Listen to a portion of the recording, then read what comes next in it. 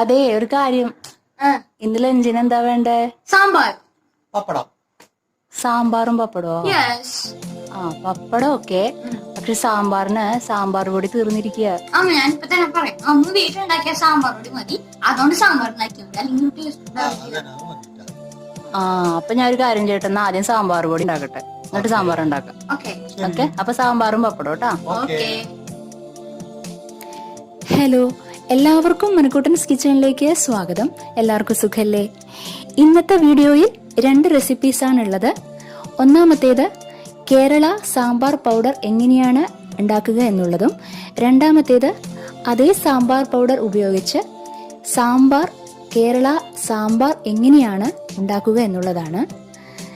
ഞാൻ എപ്പോഴും പറയാറുള്ളത് പോലെ 2 റെസിപ്പീസും വളരെ എളുപ്പമാണ്. അധികം ചെലവുമില്ല, അധികം സമയനഷ്ടമില്ല. നമുക്ക് സാമ്പാർ പൗഡർ ഉണ്ടാക്കി വെച്ചിട്ടുണ്ടെങ്കിൽ, ഉണ്ടാക്കി സ്റ്റോർ ചെയ്ത് വെച്ച് കഴിഞ്ഞാൽ സാമ്പാർ ഉണ്ടാക്കുവാനായിട്ട് വളരെ എളുപ്പമാണ്. ആ സാമ്പാർ പൗഡർ ഒരു 2 ടേബിൾ സ്പൂൺ വെജിറ്റബിൾസിൻ്റെ കൂടെ ആഡ് ചെയ്ത് കൊടുത്താൽ മതി. വേറെ പ്രത്യേകിച്ച് മസാലകളൊന്നും ചേർക്കേണ്ട ആവശ്യമില്ല. നല്ല അടിപൊളി സാമ്പാർ നമുക്ക് വളരെ പെട്ടെന്ന് തന്നെ നമുക്ക് വീട്ടിലുണ്ടാക്കാം. പിന്നെ അതുപോലെ തന്നെ മണിക്കൂട്ടൻസ് കിച്ചൻ്റെ റെസിപ്പീസ് ട്രൈ ചെയ്ത് 2 പേർ ഇന്നും നമുക്ക് ഫോട്ടോ എടുത്ത് അയച്ചു തന്നിട്ടുണ്ട്. അത് ഞാൻ ഈ വീഡിയോയിൽ ആരൊക്കെയാണെന്നുള്ളത് ഈ വീഡിയോയിൽ ഫുൾ കാണുക, നിങ്ങൾ ഇതിൽ ഉൾപ്പെടുത്തിയിട്ടുണ്ട്.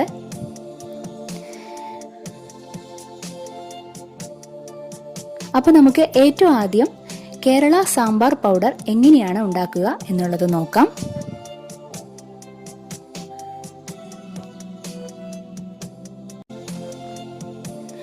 അതിനു വേണ്ടിയിട്ട് ആദ്യം നമുക്ക് സ്റ്റൗ ഓൺ ചെയ്ത് മീഡിയം ഫ്ലെയിമിൽ വെക്കുക. എന്നിട്ട് ഒരു പാൻ വെച്ച് പാൻ ചൂടാവുമ്പോൾ നമുക്ക് ഉണങ്ങിയ ചുവന്ന മുളക് അതിൻ്റെ ഞെട്ടിയെല്ലാം കളഞ്ഞ് നമുക്ക് ആഡ് ചെയ്ത് കൊടുക്കാം. ഇത് അതിൻ്റെ അഴുക്കെല്ലാം കളഞ്ഞതാണ്, നന്നായിട്ട് കഴുകി വൃത്തിയാക്കി വെച്ചിട്ടുള്ളതാണ് മുളക്. അത് നന്നായിട്ടൊന്ന് നമുക്ക് ചൂടാക്കിയെടുക്കാം. അത് നമുക്കൊരു പാത്രത്തിലേക്ക് മാറ്റാം. ഇനി ഇത് മല്ലിയാണ്, 1 ഗ്ലാസ് മല്ലി. അതും മീഡിയം ഫ്ലെയിമിൽ വെച്ച് തന്നെ നമുക്ക് നന്നായി ചൂടാക്കിയെടുക്കാം. ഇത് ഞാൻ കഴുകിയിട്ടുണ്ടായിരുന്നില്ല, കഴുകിയെടുത്തതിന് ശേഷമാണ് നന്നായിട്ടൊന്ന് ചൂടാക്കിയെടുക്കുന്നത്. ഒരിക്കലും ഫ്ലെയിം കൂട്ടിയിടരുത് കേട്ടോ, അത് പ്രത്യേകം ശ്രദ്ധിക്കുക. നന്നായിട്ടൊന്ന് ചൂടാക്കിയെടുക്കുക. എല്ലാം കഴുകി വൃത്തിയാക്കിയതിന് ശേഷം മാത്രം നിങ്ങൾ നന്നായിട്ട് ചൂടാക്കിയെടുക്കുക കേട്ടോ.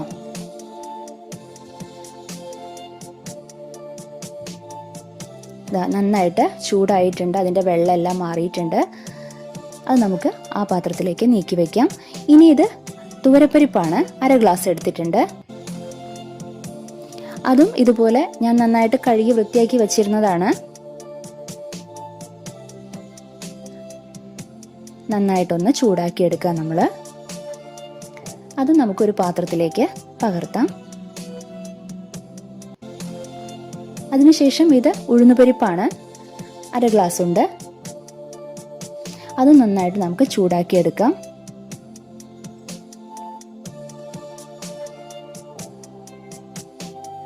നമുക്ക് വേറെ പാത്രത്തിലേക്ക് നീക്കി വെക്കാം.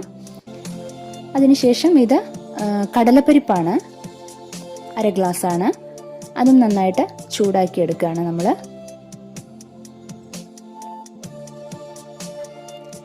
എന്താന്ന് വെച്ചാൽ ഇതിലൊട്ടും വെള്ളം പാടില്ല, വെള്ളമില്ലാണ്ട് നന്നായിട്ട് ചൂടാക്കിയെടുക്കണം നമ്മൾ.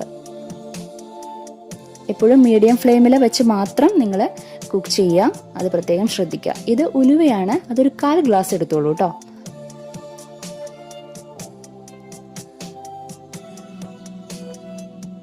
അത് നന്നായിട്ട് ചൂടായി വരുമ്പോൾ നമുക്ക് ആ പാത്രത്തിലേക്ക് നീക്കി വെക്കാം. ഇത് കറിവേപ്പിലയാണ്, കറിവേപ്പിലയും ഇതുപോലെ നന്നായിട്ടൊന്ന് ചൂടാക്കിയെടുക്കുക. ഞാൻ 2 തണ്ട് എടുത്തിട്ടുണ്ട് കറിവേപ്പില. നന്നായിട്ട് ചൂടായിട്ടുണ്ട്, നമുക്ക് ആ പാത്രത്തിലേക്ക് നീക്കി വെക്കാം. നമുക്കിനി ഫ്ലെയിം ഓഫ് ചെയ്യാം കേട്ടോ. ഇപ്പം ആ പാനിന് നല്ല ചൂടുണ്ട്, ആ ചൂടിൽ വെച്ചിട്ട് വേണം നമ്മളിതാ ഒരു ടീസ്പൂൺ ജീരകം അധികം ചൂടായി കഴിഞ്ഞാൽ പെട്ടെന്ന് കരിഞ്ഞു പോവും. ഫ്ലെയിം ഓഫ് ചെയ്തിട്ടുണ്ട്. ആ പാനിലുള്ള അതേ ചൂട് വെച്ചിട്ടാണ് നമ്മൾ ചെയ്യുന്നത് കേട്ടോ. നന്നായിട്ട് ചൂടാക്കി എടുക്കുന്നത്.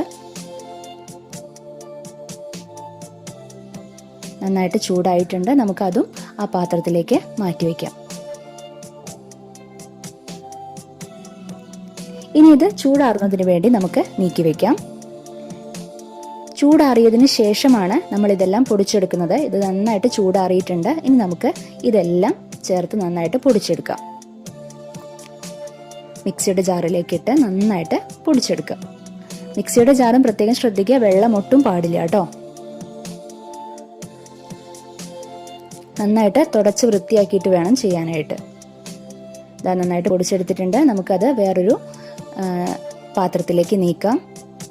എടുക്കുന്ന പാത്രങ്ങളൊക്കെ നന്നായിട്ട് വെള്ളമില്ല എന്ന് ഉറപ്പ് വരുത്തിയതായിരിക്കണം കേട്ടോ. അത് പ്രത്യേകം ശ്രദ്ധിക്കുക. കയ്യും നന്നായിട്ട് വൃത്തിയാക്കി തുടച്ചിട്ടുണ്ടാവണം. അപ്പം നമ്മളെല്ലാം നമ്മൾ പൊടിച്ചെടുത്തു. ഇനി കൈ കൊണ്ട് നന്നായിട്ടൊന്ന് മിക്സ് ചെയ്ത് കൊടുക്കുക. ഇതാ നമ്മുടെ സാമ്പാർ പൗഡർ റെഡി ആയിട്ടുണ്ടല്ലോ.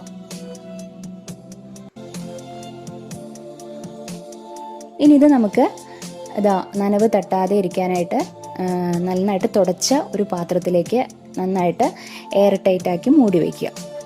ആവശ്യത്തിന് മാത്രം നമുക്കെടുത്ത് ഉപയോഗിക്കാം.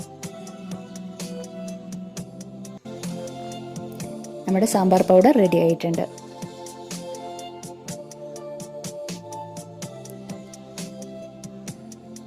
ഇനി ഇത് വെച്ചിട്ട് നമുക്ക് നല്ല അടിപൊളി സാമ്പാർ എങ്ങനെ ഉണ്ടാക്കുക എന്നുള്ളത് നോക്കാം. അതിനുവേണ്ടി ഞാൻ 1.5 ഗ്ലാസ് തുവരപ്പരിപ്പാണ് എടുത്തിരിക്കുന്നത്. അത് നന്നായിട്ടൊന്ന് കഴുകിയെടുക്കാം. നമുക്ക് കഴുകിയെടുത്ത് വന്നിട്ടുണ്ട്. ഇനി അതിലേക്ക് ഒരു 3 പച്ചമുളക് നെടുകെ കീറി ആഡ് ചെയ്ത് കൊടുക്കാം. ഞാൻ തുവരപ്പരിപ്പാണ് സാമ്പാർ ഉണ്ടാക്കുന്നതിന് വേണ്ടി ഉപയോഗിക്കാറ് കേട്ടോ. ചിലർ കടലപ്പരിപ്പ് എടുക്കാറുണ്ട്. ഞാൻ തുവരപ്പരിപ്പാണ് എടുക്കാറ്. ഇത് കറിവേപ്പിലയാണ്. കറിവേപ്പില ആഡ് ചെയ്ത് കൊടുക്കുക. കുറച്ച് മഞ്ഞൾപ്പൊടി, ഇത് വേവാൻ ആവശ്യമുള്ള വെള്ളം. എപ്പോഴും അതിൻ്റെ മീതെ നിൽക്കണം വെള്ളം കേട്ടോ. ഇനി അതിൻ്റെ മീതെ ഏറ്റവും അവസാനം നമുക്ക് കുറച്ച് വെളിച്ചെണ്ണ ഒഴിച്ചു കൊടുക്കാം. വെളിച്ചെണ്ണ അല്ലെങ്കിൽ ഇഷ്ടപ്പെട്ട ഓയിൽ. ഇനി നമുക്ക് ക്ലോസ് ചെയ്ത് ഒരു വിസിലാണ് എനിക്ക് ഈ പരിപ്പ് വേവാൻ എടുക്കുന്നത്. ചിലർക്ക് 2-3 വിസിൽ വേണ്ടി വരും കേട്ടോ. എനിക്ക് ഒരു വിസിലാണ് നന്നായിട്ട് വെന്ത് കിട്ടും. വെയിറ്റ് ഇട്ട് കൊടുക്കാം. ഒരു വിസിലായിട്ടുണ്ട്. ഇത് ഒരു നെല്ലിക്ക വലുപ്പത്തിൽ പുളി നന്നായിട്ട് ഒരു ഗ്ലാസ് വെള്ളത്തിൽ നന്നായിട്ട് 1 മണിക്കൂർ സോക്ക് ചെയ്ത് വെച്ചിരിക്കുന്നതാണ്. അത് നമുക്ക് ആ പുളി നന്നായിട്ട് പിഴിഞ്ഞെടുക്കാം. ഇനി അതിലേക്ക് ഇതൊരു 2 ഡ്രം സ്റ്റിക്ക്, അതായത് മുരിങ്ങക്കായ കട്ട് ചെയ്തിട്ട് നമുക്കതിലേക്ക് ഇട്ട് കൊടുക്കാം. ഇത് വെണ്ടക്കായാണ്. ഒരു 5 വെണ്ടക്കായ എടുത്തോളൂ. ഇതൊരു 2 തക്കാളിയാണ് കട്ട് ചെയ്ത് വെച്ചിരിക്കുന്നത്. ഇത് നമ്മുടെ വിസിലെല്ലാം ഇറങ്ങി നമ്മുടെ പരിപ്പ് നന്നായിട്ട് വെന്തിട്ടുണ്ട്. ഒട്ടും വെള്ളമില്ല അതിൽ. നന്നായിട്ട് വെന്തിട്ടുണ്ട് കണ്ടോ. ഈ ഒരു വേവാണ് കേട്ടോ. ചിലർക്ക് നന്നായിട്ട് കുഴയുന്നതായിരിക്കും ഇഷ്ടം പരിപ്പ്. അങ്ങനെയാണെങ്കിൽ അങ്ങനെ ചെയ്തോളൂ. ഒരു 2-3 വിസിലാക്കിക്കോട്ടെ. ഇനി നമുക്ക് ഫ്ലെയിം ഓൺ ചെയ്ത് നമ്മുടെ കുക്കർ അതിലേക്ക് വെച്ച് കൊടുക്കാം. അതിലേക്ക് കുറച്ചുകൂടെ വെള്ളം ഒഴിച്ചു കൊടുക്കാം. നമുക്ക്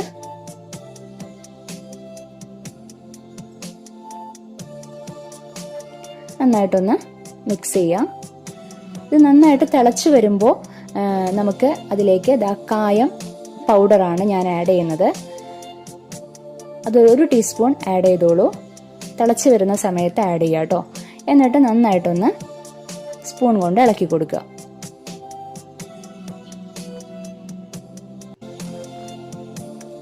ഇനി അതിനുശേഷം ഒന്നുകൂടെ ഒന്ന് തിളച്ചതിന് ശേഷം നമ്മൾ നേരത്തെ പുളിവെള്ളത്തിൽ കുറച്ച് വെണ്ടക്കായും മുരിങ്ങക്കായും ഇട്ട് വെച്ചിരുന്നല്ലോ, അത് അതിലേക്ക് ആഡ് ചെയ്ത് കൊടുക്കുക. എന്തിനാണ് പുളിവെള്ളത്തിന്റെ കൂടെ ഇടുന്നതെന്ന് വെച്ചിട്ടുണ്ടെങ്കിൽ അത് നന്നായിട്ട് ഉടഞ്ഞു പോവില്ല വെജിറ്റബിൾസ്. അതിന് വേണ്ടിയിട്ടാണ് പുളിവെള്ളം ഒഴിക്കുമ്പോൾ തന്നെ നമ്മുടെ വെജിറ്റബിൾസ് ആഡ് ചെയ്ത് കൊടുക്കുന്നത് കേട്ടോ. ഇത് തക്കാളിയാണ്. 2 തക്കാളി എടുത്തിട്ടുണ്ട്, കട്ട് ചെയ്ത് വെച്ചിരിക്കുന്നതാണ്. നന്നായിട്ടൊന്ന് സ്പൂൺ കൊണ്ട് ഇളക്കി കൊടുക്കുക. കുറച്ച് ഉപ്പ് ചേർത്ത് കൊടുക്കാം. ഇത് നമ്മുടെ സാമ്പാർ പൊടിയാണ്. 2 ടേബിൾ സ്പൂൺ ആണ് ഞാൻ ചേർത്തിരിക്കുന്നത്. വേറെ മസാലപ്പൊടികളൊന്നും വേണ്ട നമുക്ക്. ഇതിലെല്ലാം ഉണ്ട്. ആവശ്യത്തിന് എരിവും എല്ലാം ഉണ്ട് ഇതിൽ. നമുക്ക് വേറെ മുളക് പൊടിയോ ഒന്നും ചേർക്കേണ്ട കാര്യമില്ല. ആവശ്യത്തിന് എരിവൊക്കെ നമുക്കിതിൽ കിട്ടും. പിന്നെ ഒരുപാട് എരിവ് ആവശ്യമുള്ള ആൾക്കാരാണെങ്കിൽ കുറച്ച് മുളക് പൊടി വേണമെങ്കിൽ ചേർത്തോളൂ. നന്നായിട്ടൊന്ന് തിളച്ചതിന് ശേഷം ഒരു 2-3 തിള വന്നതിന് ശേഷം നമുക്ക് ഫ്ലെയിം ഓഫ് ചെയ്യാം. ഇനി നമുക്ക് അതിലേക്ക് കടുക് താളിക്കണം. ഫ്ലെയിം ഓൺ ചെയ്ത് പാൻ വെച്ച് പാൻ ചൂടാവുമ്പോൾ നമുക്ക് കുറച്ച് വെളിച്ചെണ്ണ അതിലേക്ക് ഒഴിച്ചു കൊടുക്കാം. വെളിച്ചെണ്ണയോ അല്ലെങ്കിൽ ഇഷ്ടപ്പെട്ട ഓയിൽ ഏതെങ്കിലും ഒഴിച്ചു കൊടുക്കാം. വെളിച്ചെണ്ണ ചൂടാവുമ്പോൾ നമുക്കതിലേക്ക് കടുക് ഇട്ട് കൊടുക്കാം. ഞാൻ ചുവന്ന മുളക് താളിക്കാൻ എടുക്കാറില്ല കേട്ടോ. ഇഷ്ടപ്പെടുന്നവരാണെങ്കിൽ എടുത്തോളൂ. ഇത് കറിവേപ്പിലാണ്. കടുക് നന്നായി പൊട്ടിയതിന് ശേഷം കറിവേപ്പില ഇട്ട് കൊടുക്കുക. ഇനി നമുക്ക് ഫ്ലെയിം ഓഫ് ചെയ്യാം. ഈ താളിച്ചത് നമുക്ക് സാമ്പാറിലേക്ക് ഒഴിച്ചു കൊടുക്കാം. സ്പൂൺ കൊണ്ട് എന്നിട്ട് നന്നായിട്ട് മിക്സ് ചെയ്തെടുക്കാം. നമ്മുടെ സാമ്പാർ റെഡി ആയിട്ടുണ്ട്. വളരെ എളുപ്പമല്ലേ സാമ്പാർ ഉണ്ടാക്കാനായിട്ട്? ഇതുപോലെ സാമ്പാർ പൊടി ഉണ്ടാക്കി വെച്ച് കഴിഞ്ഞാൽ സാമ്പാർ ഉണ്ടാക്കാൻ വളരെ എളുപ്പമാണ്. എല്ലാവരും തീർച്ചയായിട്ടും ട്രൈ ചെയ്ത് നോക്കിക്കോളൂ കേട്ടോ. ആദ്യം സാമ്പാർ പൊടി ഉണ്ടാക്കി വെക്കുക. അപ്പോൾ ആവശ്യത്തിന് നമുക്ക് സാമ്പാർ നമുക്ക് ഇഷ്ടമുള്ള സമയത്ത് സാമ്പാർ വളരെ പെട്ടെന്ന് തന്നെ നമുക്ക് ഉണ്ടാക്കിയെടുക്കാവുന്നതാണ്. എല്ലാവർക്കും ഇഷ്ടപ്പെട്ടു എന്ന് തന്നെയാണ് എൻ്റെ വിശ്വാസം. എല്ലാവരും ട്രൈ ചെയ്ത് നോക്കണം കേട്ടോ. സാമ്പാറും പപ്പടം ഉണ്ടെങ്കിൽ അടിപൊളി ലഞ്ചായിരിക്കും നമ്മുടെ, അല്ലേ?